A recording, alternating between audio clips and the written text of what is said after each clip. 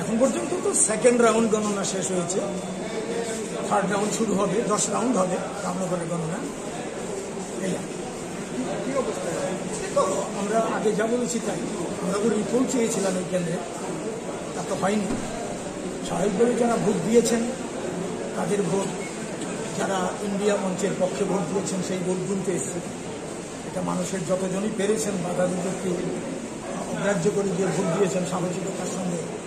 এখন just second round, আমি তো বলার সময় আসে, অভিনন্দন জানাই তাদের যারা দিতে পেরেছেন। বাকিটা ওয়েট করে দেখি কি হয়। এই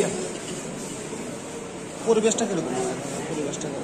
এখন পর্যন্ত শুরু হয়েছে, এখনই আমরা কিছু বলছি না, একটু পরে কথা বলতে।